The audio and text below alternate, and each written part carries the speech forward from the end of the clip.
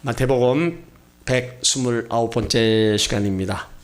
빌라도의 재판과 예수님의 고난을 말씀합니다.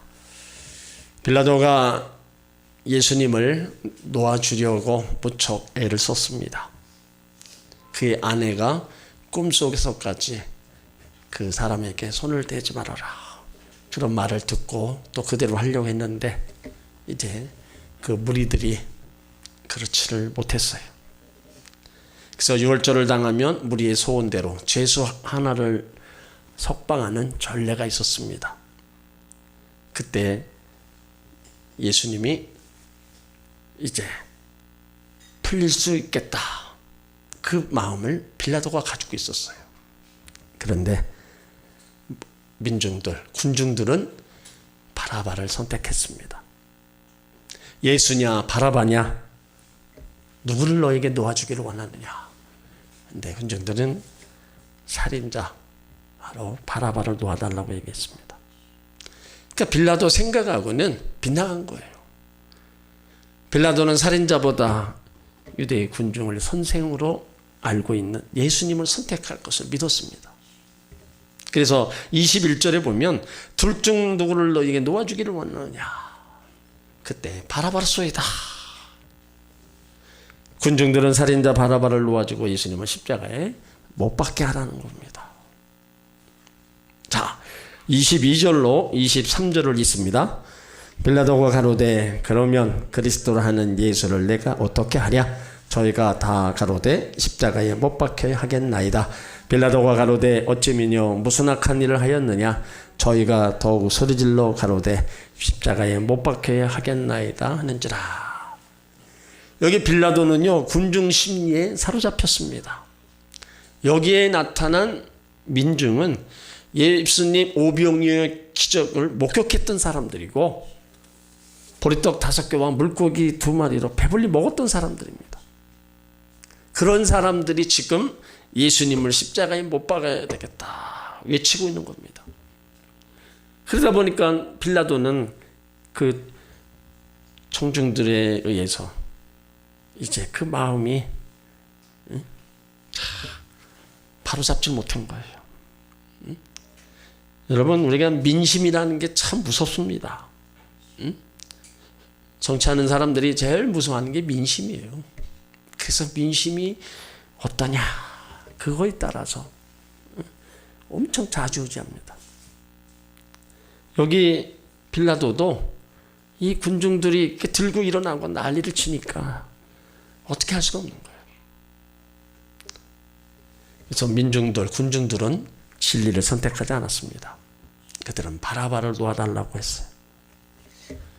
우리 성도들은 군중 심리에 사로잡히면 안 됩니다. 군중이나 대중이라고 하는 것은 믿을 수가 없는 거예요. 그래서 길 캐로그는 군중은 진리를 모른다, 그렇게 얘기를 했어요. 많은 사람이 그쪽 길을 택하고 그쪽 얘기를 한다 해도 내가 보기에 이건 아니다 싶으면 우리는 바른 길을 가야 됩니다. 내 소견에 옳은 대로 내가 판단하고 다른 사람을 보고 판단하는 거 물론 중요합니다. 그렇지만 이거는 아니란 거는 우리가 그 길을 가지 말아야 된다는 거예요. 이스라엘의 12정탐꾼 중에 10명이 그 군중들 앞에서 외쳤잖아요. 우리는 가나안에 들어갈 수 없다. 그러니까 그 많은 사람들이 그 10명의 얘기하는 것을 듣고, 그래, 우리도 못 간다. 우리를 왜 여기 불러내서 죽게 하느냐. 애굽으로 가자. 그렇게 외쳐대는 거예요. 근데 여호수아와 갈렙은 안 그랬잖아요. 우리에겐 하나님이 계시다. 하나님이 함께 하시면 우리는 저 가나안 다 우리가 들어갈 수 있다. 그 결국은 여호수아 편에 섰던 사람만 다 가나안 땅으로 들어가잖아요. 나머지는 다 광야에서 다 죽음을 맞이합니다. 그러니까 우리가요, 그래서 우리가 하나님 말씀을 바로 알고 바로 믿고 우리가 그대로 살아가기를 힘써야 된다는 거예요. 많은 사람들이 예수는 믿어 뭐하냐, 뭐 이 얘기를 우리 수없이 들어왔어요. 또 그런 얘기를 듣다 보니까 내가 지금 예수를 믿어서 지금까지 내가 잘 된 게 뭐 있나? 또 그런 거 생각하는 사람이 있습니다. 예수를 믿어서 내가 복을 받기로 했나? 내가 몸이 건강이라든 예수 믿어서 별로 좋아진 것도 없고 나은 것도 없다. 아예 소용없구나. 그러고 나서 예수 믿어서 뭐하냐? 그런 사람의 말을 듣고 따라가는 사람이 있습니다. 여러분, 우리가 예수님 왜 믿어요? 복 받으려고 믿습니까? 물론 그건 따라오는 겁니다. 예수 믿는 근본 목적은요, 우리가 하나님 나라 천국을 가려고 믿는 거예요. 여러분, 그게 근본 목적입니다. 이 땅에서 잘 먹고 잘 살려고 내가 예수 믿는다 하면은요, 그거는 신앙이 잘못된 거예요. 그런 삶이 계속 주어지면은 예수님 믿으니까 이렇게 복 받는다 그렇게 얘기할 수 있지만, 그런 삶이 주어지지 않을 때는 예수 믿어도 별 볼 일 없구나 떠나는 거예요.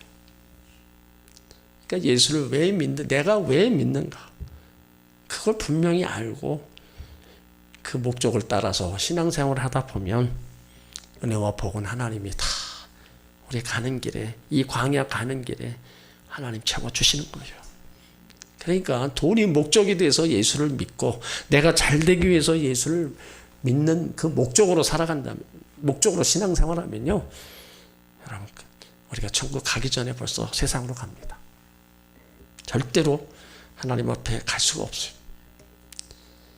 그러므로 우리가 많은 사람들이 이 길이 옳은 길이다 뭐 그런 얘기를 한다 할지라도 우리는요, 마음이 딱 하나님께로 향하고 다 주님의 길을 가야 될 줄 믿습니다. 여기 지도자였던 빌라도가 마음의 중심을 잡지 못하니까 그 백성들 더 외쳐대는 거예요. 백성의 지도자가 그래도 아니다 끝까지 끌고 가면은 따라올 겁니다. 그렇지를 못한 거예요. 그는 가이사에게 충성을 보이려고 예수님을 십자가에 내줬습니다. 유대인들이 예수님을 국가 반역자요 가이사에 대적하는 자라고 모함했고 그 모함이 넘어지고 말았습니다. 분별력 없이 그냥 궁중 심리에 따라서 다 한 거예요. 그러면서 그가 한 행동이 이제 24절에 나와요. 자기는 그냥 물을 가져다 손을 씻으면 다 되는 줄 알고 그런 행동을 보이는 겁니다. 자, 24절을 읽습니다. 빌라도가 아무 효염도 없이 도리어 밀란이 나려는 것을 보고 물을 가져다가 무리 앞에서 손을 씻으며 가라되 이 사람의 피에 대하여 나는 무죄하니 너희가 당하라. 빌라도가 아무 효염이 없이, 이는요 빌라도의 완전한 굴복을 뜻합니다. 밀란이 나려는 것을 보고 당장이라도 군중들이 폭도로 변할 것 같은 두려움을 가졌어요. 밀란, 그때나 지금이나 모두가 무서워하는 거예요. 그 당시 로마 지방 행정관들이 밀란을 가장 두려워했는데 이 밀란이 로마 정부에 전달이 되면 자기에게 크나큰 해를 입힙니다. 그래서 그 인사할 때 치명적인 해를 입는 거예요. 그래서 어떤 희생을 치르더라도 이 밀란을 사전에 예방해야만 했습니다. 그러면서 물을 가져다 손을 씻었다. 이 문구는 마태복음에만 나옵니다. 이 손을 씻는 행위는 철저히 유대적입니다. 신명기 21장 6절로 7절을 보면 그 비살된 곳에서 제일 가까운 성읍의 모든 장로들은 그 골짜기에서 목을 꺾은 암송아지 위에 손을 씻으며 말하기를 우리의 손이 이 피를 흘리지 아니하였고 우리의 눈이 이것을 보지도 못하였나이다. 그러니까 어떤 사람이 살해되었을 때 그 부근에 있는 성의 장로들은 손을 씻는 의식을 통해서 자신들을 범죄와 무관하다는 사실을 나타내야 됐어요. 그러니까 이런 율법 의식 전통에 의해서 빌라도가 익숙한 풍습이었습니다. 또한 이 풍습을 따름으로써 자신의 의사를 확고히 전했습니다. 그 전설에 의하면 빌라도가 손을 씻고 난 후에 자기 손바닥을 마주침으로 자신의 결박, 아무것도 나는 죄가 없다 강조했다는 거예요. 그러니까 빌라도의 생각은요, 너희가 요구하니까 너희가 원하는 대로 판결을 내려준다. 이게 나는 죄가 없다. 그러나 죄가 없다고 주장한다고 죄가 씻겨집니까? 빌라도의 죄는 지금까지 씻어지지 않고 앞으로도 씻어지지 않을 겁니다. 전 세계 예배 때마다 본디오 빌라도에게 고난을 받으사 십자가에 못 박혀 죽으시고 사도신경을 외우고 있는 겁니다. 지도자로서 죄가 없는 게 아니라 지도자이기 때문에 죄를 또 당하는 거예요. 그리고 이 사람의 피에 나는 무죄하니 너희가 당하라. 이런 걸 보면 그 아내가 전해준 그 말을 신중히 기억해 두었던 것 같아요. 빌라도가 물에 손을 씻음으로 의식적인 뿐만 아니라 율법적, 사법적으로도 자기의 죄책을 모면하려고 하는 노력을 볼 수 있는 겁니다. 이렇게 빌라도가 얘기하자 이제 백성들이 얘기를 하는 거예요. 자, 25절을 읽습니다. 백성이 다 대답하여 가로되 그 피를 우리와 우리 자손에게 돌릴지어다 하고는 이스라엘 민중들은 예수님을 쳐 죽인 죄값을 자기가 달게 받겠다 뿐만 아니라 자손에게 함께 받겠다. 그러니까 이 말 속에 하나님을 배척하는 완고한 태도가 들어있습니다. 그러니까 유대인들은 무죄한 메시아의 피를 흘리는 그 죄, 하나님의 심판과 저주의 역사를 통해서 다 받았어요. 주 70년경 로마의 지도장군이 예루살렘 성을 에워싸고 포위함으로써 그 성 안에서 굶어 죽은 자들을 그 안에서 자살해 죽고 먹을 것이 없어서 어린아이까지 잡아먹는 그런 침상이 벌어졌습니다. 그리고 2000년 동안 끊임없이 유랑 생활을 했고 2차 대전 때 바로 600만이 히틀러에 의해서 학살됐죠. 그게 뭡니까? 오늘 여기 25절이 여러분 그 피를 우리와 우리 자손에게 돌려라. 엄청 무서운 겁니다. 어느 부모가 자식을 위해서 저주의 일을 행하는 부모가 누가 있습니까? 그러니까 이 한마디가 결국은 그 유대 민족이 엄청 고통을 당하고 고난을 당하고 괜히 그렇게 그 많은 사람이 죽은 게 아닙니다. 근거가 여기부터 있는 거예요.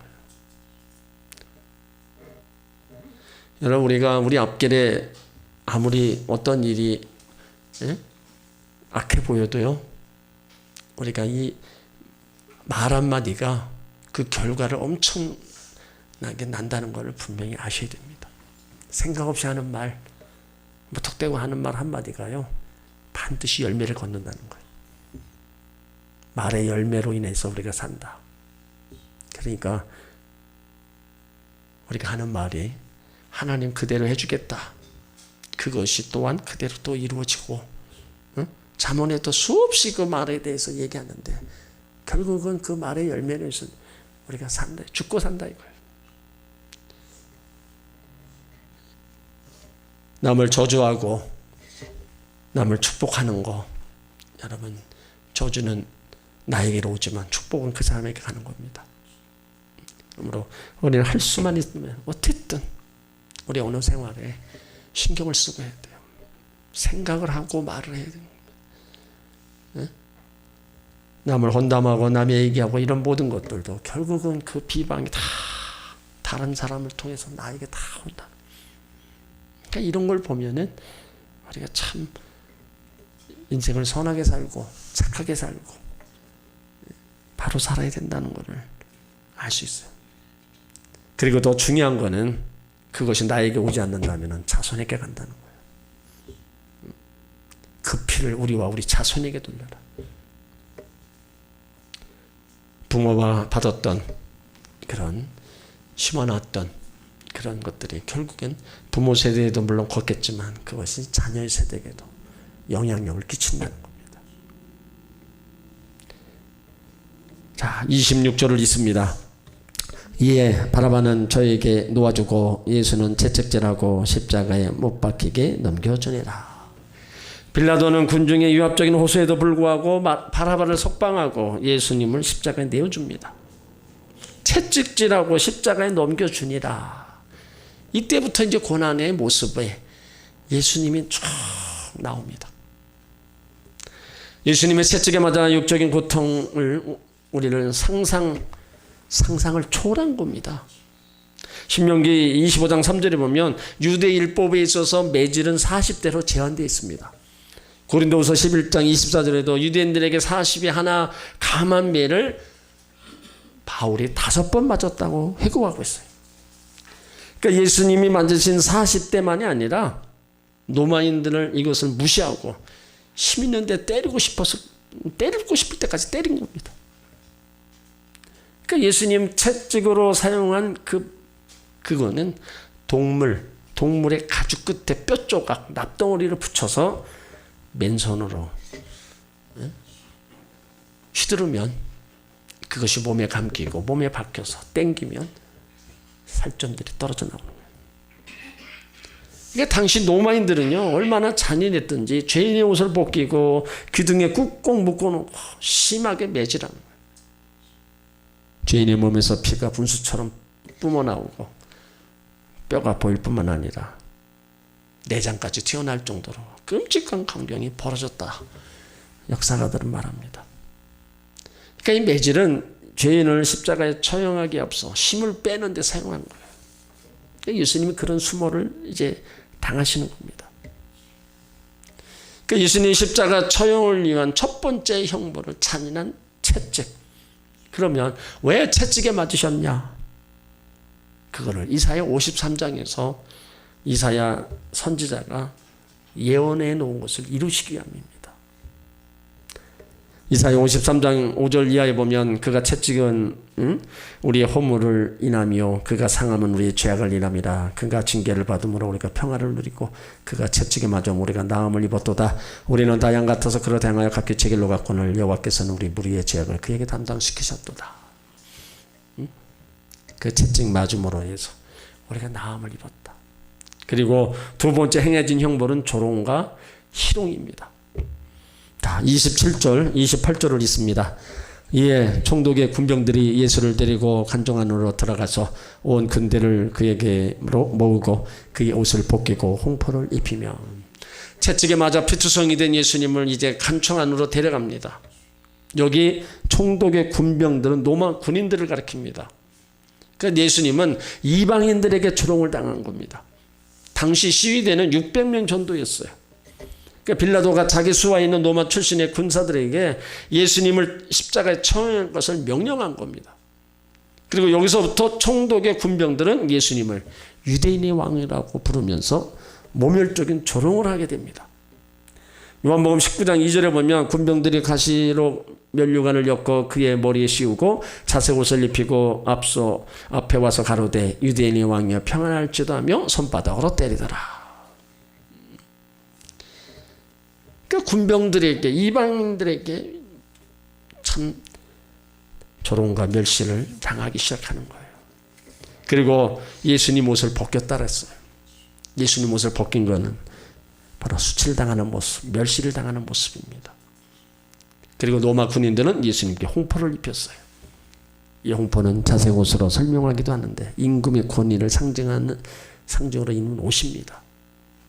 로마 병사들은 예수님께 왕을 상징하는 옷을 갈아입힌 후 그를 조롱하고 멸시했다는 거예요. 그러면서 내가 유대인의 왕이냐? 너는 이제 더 이상 아무것도 아니다. 너는 지금 비참한 죄인으로 죽어야 될 신분이다. 그거예요. 그러니까 이게 오늘 본문의 모습을 한번 생각해 보세요. 예수님이 옷을 벗겼습니다. 그것도 사람들 앞에서 벗김을 당했어요. 수치 중에 수치를 당하셨고 멸시 중에 멸시를 당하신 겁니다. 그리고 예수님을 향해 조롱한 거예요. 그러면서 이제 가시관을 엮어서 이제 씌웁니다. 자, 29절을 읽습니다. 가시 면류관을 엮고 그의 머리에 씌우고 갈대를 그 오른손에 들리고 그 앞에서 무릎을 꿇고 희롱하여 가로되 유대인의 왕이여 평안할지어다 하며.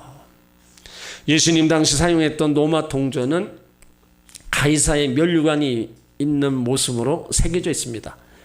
그가 쓰고 있는 면류관 위에 빛나는 못들이 달려 있었어요.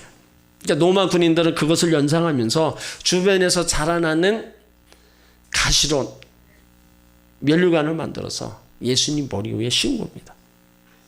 그러니까 예수님 머리에 가시 면류관을 뭐예요? 고통과 아픔과 조롱을 상징하는 겁니다. 본래 가시는 타락한 인간에게 내리신 하나님의 저주의 상징입니다. 예수님의 가시관을 쓰심으로 죄의 결과로 이 땅에 내려진 저주를 이제 예수님이 대신 머리에 쓰셨음을 보여주는 사건이라고 할 수 있는 거예요. 그리고 동전에 새겨진 황제의 오른손에는 통치권을 상징하는 황제의 홀이 주어져 있었습니다. 로마 군인들은 이것들을 모방해서 예수님 오른손에 홀을 상징하는 갈대를 쥐어줬어요. 그러니까 이 갈대는 등나무 종류의 평범한 줄기, 꼿꼿한 갈대였어요. 당시 일반적으로 처형을 당하는 죄수들, 군인들이 조롱하는 일이 종종 있었습니다. 아주 야만적이고 잔혹한 행동이에요. 그리고 여기 희롱을 했다, 비웃다, 조롱하다. 그러니까 예수님을 아주 놀이개처럼 장난하며 조롱한 거예요. 이 로마 군인들이. 그들이 가시관을 쓰는 원래 목적은 예수님을 조롱한 것도 있었지만 이제 결국은 또 이사야의 예언적 고난의 왕관을 씌웠던 예수님의 그 예언적 모습이기도 합니다. 그런 모든 모습 앞에 다 침묵으로 다 일관하신 겁니다. 다 도시장으로 끌려가는 죽임을 앞둔 소처럼 아무 말도 안 하고 그냥 그거 그대로 그냥 다 당하신 거예요. 결국에는 성경의 예언을 다 이루시기 위해서 찔림도 상함도 징계받음도 채찍도 다 그냥 다 당하신 겁니다. 우리가 이런 예수님의 고난당하신 모습들을 우리가 한번 깊이 한번 생각해 볼 필요가 있습니다. 왜 이렇게 이런 모습으로 고난을 당하고 이렇게 아픔을 당하고 조롱을 당하고 왜 이러셔야 되나? 다른 거 없습니다. 바로 하나님의 사랑입니다. 하나님의 사랑이요, 이 십자가를 통해서 나타난 거예요. 하나님은 그 아들을 이렇게 조롱을 시키면서 아픔을 당하게 하면서까지 우리를 사랑하신다는 것, 우리를 구원하기 위해서 이런 일을 행하신 겁니다. 로마서 8장 5절에 로마서 5장 8절에 우리가 아직 죄인됐을 때 그리스도께서 우리를 위하여 죽으심으로 하나님께서 우리에 대한 자기의 사랑을 확정하셨다. 그러니까 하나님의 사랑의 극치가 바로 십자가입니다. 이 사랑이 아가페 사랑이고 아무 조건 없이 우리를 내어주신 사랑. 이 사랑은요, 누구도 끊을 수가 없는 겁니다. 누구도 끊을 수가 없는 거예요. 그리고 승리의 십자가라는 거예요. 예수님을 그렇게 십자가에다가 매달고 그렇게 고난 핍박을 행하신 결국에는 그 모든 것으로 인해서 사단의 권수, 공sun 권제자분들 다 멸하시려고 하는, 승리케 하시고 하는 바로 뜻이 담겨져 있어요. 골로새서 2장 15절에 정사와 권세를 벗어버리고 밝히 드러내시고 십자가로 승리하셨다. 정사와 권세는 세상을 지배하는 악한 세력을 말합니다. 죄의 권세, 최초 인간이 아담으로 범죄한 그 죄의 권세, 그 모든 것들을 이제 벗어날 수 있는 방법은 죄 없으신 예수님을 죽으심으로 이제 마귀로부터 총사 권세를 빼앗아 버린 거예요. 예수 믿는 사람들, 그래서 이 세상에서 우리가 여러 가지 고난을 당하고 아픔을 당하고 시련을 당하지만 결국에 끝에 가서는 승리함을 보여주는 겁니다. 예수님이 십자가 위에서 그냥 죽으시고 끝난 게 아니라 바로 거기서 내려오셔서 죽으셨다 부활하셨기에 이제 우리가 힘들고 어렵고 고난과 고통을 당한다 할지라도 결국에는 승리가 우리 가운데 보장되어 있다는 거예요. 예수님이 이기셨기 때문에 우리도 이기는 거고, 예수님이 마귀를 멸하셨기 때문에 우리도 예수 이름으로 기도하면서 마귀를 우리도 멸하고 우리도 넉넉히 승리자로 살아갈 수 있다는 겁니다. 그리고 그 십자가는요 바로 구원의 십자가예요. 베드로전서 2장 24절에 친히 남에 달려 그 몸으로 우리 죄를 담당하셨으니 이는 우리로 죄에 대하여 죽고 의에 대하여 살게 하려 하심이라. 저가 채찍에 맞음으로 너희는 나음을 얻었다. 이 구원이 십자가로 아니고서는 우리가 구원을 얻을 수가 없는 겁니다. 그래서 십자가의 도가 멸망하는 자들에게는 미련하게 보여도 구원을 얻는 게 우리에게는 하나님의 능력입니다. 세상 사람들이 볼 때 십자가는 말 그대로 미련한 것으로 보입니다. 저걸 믿어서 저걸 해서 뭘 구원을 받고 천국을 가냐. 그렇게 생각할 수 있어요. 그렇게 생각하는 사람은 결국은 미련한 사람이에요. 하지만 구원을 우리에게는 하나님의 능력, 그 하나님의 능력으로 우리는 바로 구원을 받고 하나님 자녀가 되고 천국에 갈 수 있다는 거예요. 그러니까 예수님이 당하신 그 모든 조롱, 핍박, 죽음 다 따지고 보면요, 우리 한 사람 한 사람을 위해서 다 당한 거예요. 더 가깝게 얘기하면 나를 위해서 그 고통과 고난을 당하신 겁니다. 여기 매 맞고 면류관 쓰고 침뱉음 당하고, 여러분 다 결국엔 나 하나 살리려고, 나 하나 구원시키려고 예수님이 그렇게 하셨다는 거예요. 그러니까 신앙을요 전체로 보지 말고 나와 하나님과로 보시기 바랍니다. 저렇게 나를 위해서 저런 고통을 당하셨구나. 우리가 아닙니다. 나를 위해서 그렇게 고통을 당하셨다고 여러분 우리가 받아들여야 그 예수님이 정말로 나를 위해 행하신 것이 내 가슴속에 깊이 들어오는 거예요. 이렇게 예수님이 행하시는 일들을 우리는 너무 쉽게 우리는 예수를 믿으면 구원함을 얻게끔 길을 열어놓으셨어요. 그래서 그게 은혜라는 거예요. 우리도 예수님처럼 이런 모든 고난당하고 멸시받으면서 구원을 받는다고 하면 그게 은혜가 되겠어요? 아니에요. 예수님이 이미 다 당하셔서 그를 믿는 자에게는 값없이 구원을 선물로 주시는 거예요. 그러니까 그 은혜, 그 사랑이 얼마나 크냐 이거예요. 여러분 귀한 거는요 다 거저받는 겁니다. 돈 주고 귀한 것을 산다라면 살 수 있겠어요?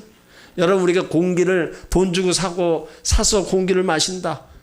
그러면은 얼마를 주고 사고 마실 거예요? 100원어치 사서 공기 마시면 그러면 또 계속 사서 마실 거예요? 여러분 진짜 귀한 거는요 공짜예요. 구원이 얼마나 귀합니까? 그거 예수 믿는 자에게 선물로 주신 거예요. 근데 그 너무 귀한 거를 귀한 것으로 여기지 않는다는 거예요. 우리가 마시는 공기를 귀한 것으로 여기지 않는다는 거예요. 여러분 건물에 화재가 났을 때 연기가 들어오면서 대부분이 죽는 이유가 그 연기를 흡입해서 죽습니다. 산소가 없어서 숨을 못 쉬어서 죽는 거예요. 그 공기 얼마나 귀해요. 다 죽어가는 사람이 게 산소 마스크 쓰는 게 뭐예요? 몸에 산소가 필요하니까, 산소가 들어가야 사니까 그 산소 마스크를 씌워서 억지로라도 산소를 몸에 집어넣는 거예요. 그러니까 우리가 정말로 귀한 것을 귀하게 여겨서, 그래서 이 산소가 자꾸 사라져 가니까 산에 나무를 심고 자꾸 그 나무들이 길거리 나무 심어서 이산화탄소를 그들이 흡입하고 산소를 내뿜고, 그래서 공기를 좋게 만들어 가려고 부단히 노력하는 거예요. 여러분 산에 한번 가보세요. 공기가 다르잖아요. 그 왜 그래요? 우리가 사는 이 땅에 벌써 이산화탄소가 여러 가지 매연으로 해서 가득 차 있고, 그 속에는 진짜 공기 좋은 산소만 있는 거예요. 만큼 우리가 귀한 것을 귀한 것으로 여기고, 그것이 잘 우리는 망가지지 않도록 잘 관리를 해야 된다는 거예요. 하나님 주신 구원의 선물도 정말 감사하면서, 내가 주님을 위해서 내가 뭔가를 큰 일을 하기보다 내가 할 수 있는 일을 이렇게 해나가는 겁니다. 여러분, 예수 믿는 일이 하나님 잘 섬기는 거라고 그랬어요. 여러분, 큰 것만 생각하지 마세요. 예수 믿는 거, 내가 큰 일을 하고 뭐 해야 하나님 기뻐하신다, 그건 두 번째입니다. 지금 내 있는 그곳에서 내가 하나님 앞에 나와 예배하는 거, 하나님 잘 섬기는 게 예수 잘 믿는 거예요. 그 일들을 해나가면 하나님 기뻐하시고, 하나님 은혜와 복을 주신 그런 것에 후회함이 없으신 거예요. 하나님 은혜 주시고 복 주셨는데 하나님 제대로 섬기지 않고 세상 길로 나가면요, 하나님도 후회하십니다. 그 주신 복을 후회하시고 하나님이 거둬가시는 겁니다. 그러니까 우리는 은혜 받고 구원받고 하나님의 은혜 속에 살아가는 삶에 진정 감사하고, 우리가 잘 신앙 안에 믿음 안에 달려가시길 바랍니다. 자, 29절로 31절을 다시 읽습니다. 가시 면류관을 엮고 그 머리에 씌우고 갈대를 그 오른손에 들리고 그 앞에서 무릎을 꿇고 희롱하여 가로되 유대인의 왕이여 평안할지어다 하며 그에게 침뱉고 갈대아를 빼앗아 그의 머리를 치더라. 희롱을 다한 후 홍포를 벗기고 도로 그의 옷을 입혀 십자가에 못 박으려고 끌고 나가니라. 자, 30절에 보세요. 침 뱉었다. 여러분, 침을 누구한테 뱉어요? 완전히 멸시하지 않는 사람이면 뱉을 수가 없는 거예요. 그러니까 이들은 예수님을 얼마나 조롱하고 멸시했으면 침 뱉어. 지들이 갖다 준 갈대아를 다시 빼앗아서 예수님 머리를 툭툭 치는 거예요. 여러분, 누가 내 머리 치면 뭐라고 그럽니까? 제일 기분 나빠하는 게 머리 치는 겁니다. 근데 예수님이 지금 그 갈대를 툭툭 치는 거예요. 이렇게 회롱을 다한 후에 다시 홍포를 벗겨버리고. 그러니까 이 군병들은요, 예수님을 갖다가 처음에 홍포 입히고 갈대 손에 쥐고 왕관 씌워놓고 다 조롱을 한 후에 다시 다 홍포도 벗기고 갈대아도 다 빼앗고 다시 원래 그 예수님 옷을 입히고 십자가에 못 박으려고 이제 끌고 나간 거예요. 그러니까 바로 간 게 아니라 그 관종 안에 머물면서 이런 온갖 조롱과 희롱과 핍박 다 당한 겁니다. 그걸 먼저 당한 거예요. 그리고 나서 십자가에 못 박아 끌고 간 거.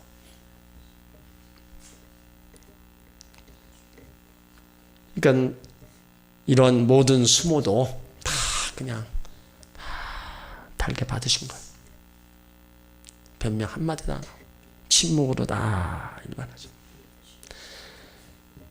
이런 예수님의 모습을 우리가 생각하면서 우리가 여러 가지 살면서 당하는 여러 가지 아픔도 있을 겁니다.